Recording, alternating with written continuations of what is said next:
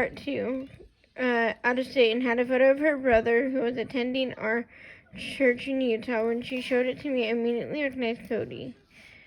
A few months after camp ended, Christy came back to Utah from her home in Wyoming to attend a wedding. She invited me over to the house where she was staying. I walked in the door and there was Cody sitting on the couch. He said, "Hi, Mary. You're the Mary my sister is always talking about." I was shocked he knew my name. I was used to my friends getting all the guys while I was pretty much unnoticed. It was good to be seen for once and not to be overlooked for my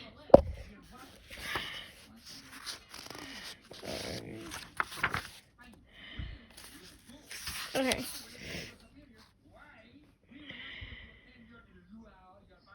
Overlooked for my shyness. I was a little taken with Cody right off the bat.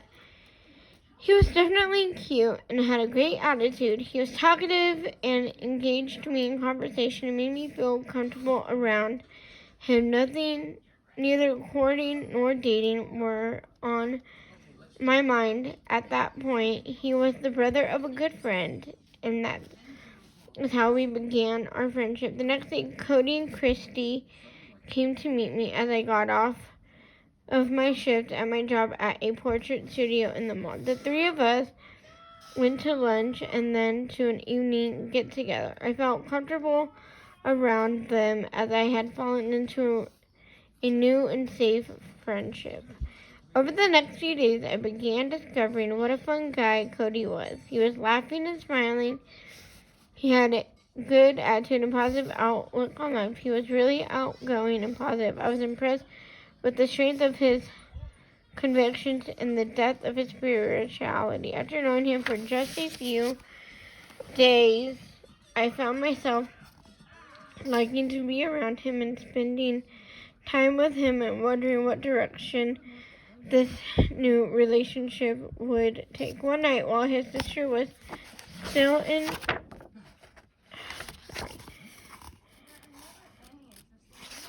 sorry guys, I'm so sorry.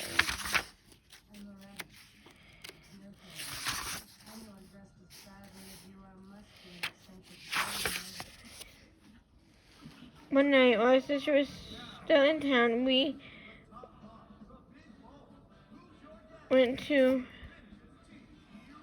I found myself liking to be around him and spending time with him and wondering what direction this new relationship would take. One night, while his sister was still in town, we went to the home of some friends of his family for a party. There were quite a few people there, but every once in a while, I would catch Cody looking at me. But when our eyes met, he'd give me a little smile and made my heart race. Fortunately, a few days later, Christy returned to Wyoming. Since she was the reason I had been hanging out with Cody in the first place, I didn't think that he and I would see each other as much as we had been. Thankfully, I was wrong.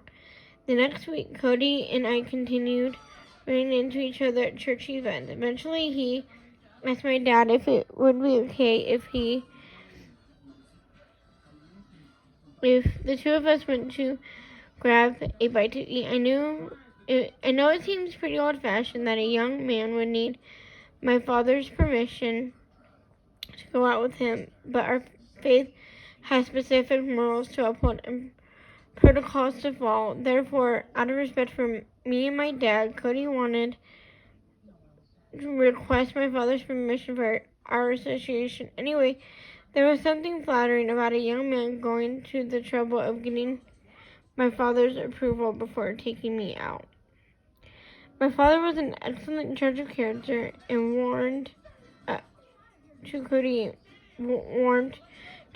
immediately. My dad had a good handle on people. He had no problem with Cody and me hanging out, which soon became the description we joked jokingly used for our relationship. He knew me well enough to know that we would be appropriate with each other. He knew he had nothing to worry about in my new relationship. Now that we had my father's approval, Cody and I would get to know each other in earnest. Maybe it was because of me, or maybe it was purely because of his growing interest in our faith. I like to think it was a combination of the two, but Cody started spending more and more time associating with people from our church. I usually found myself somewhere nearby Cody was, and that was always has been a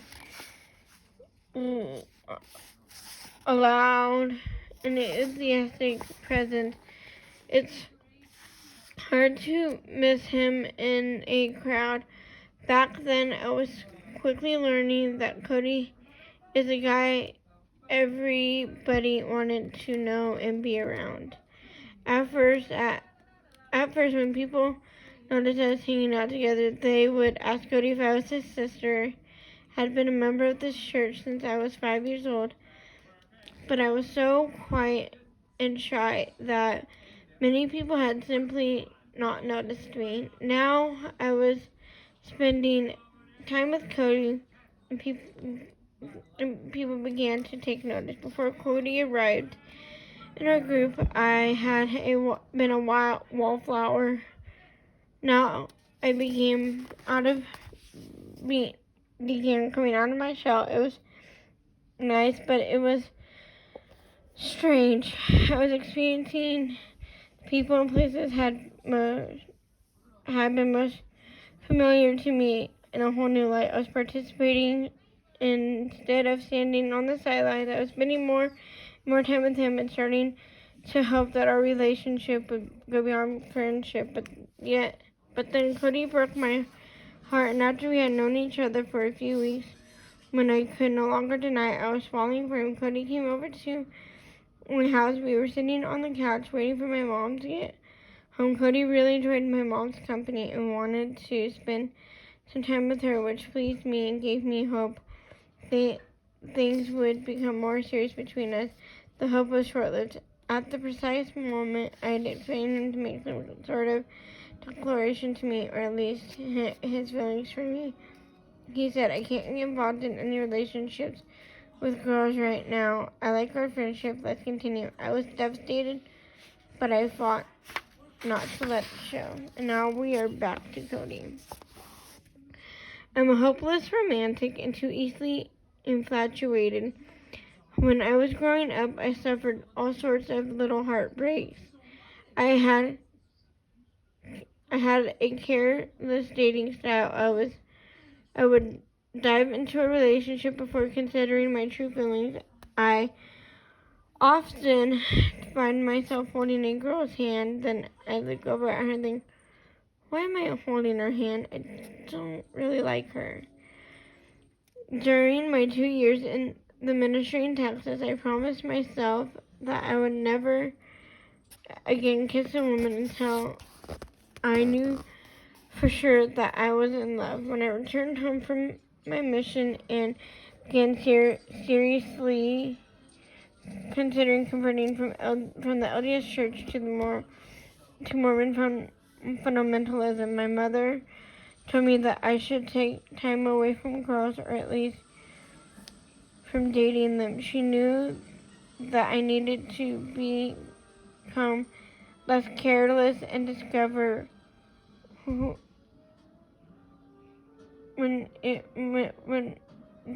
I truly wanted from a relationship and whom I truly loved. My mother sat me down and said, the next time you find yourself infatuated with someone, why don't you just try to be friends? Don't rush into a romantic relationship right off the bat. Be friends and let something develop. That decided it. I told myself I was done with dating carelessly. I was done chasing girls. I urged myself to be patient and to learn how to be friends with the next girl I became interested in. Mary was my experiment in friends.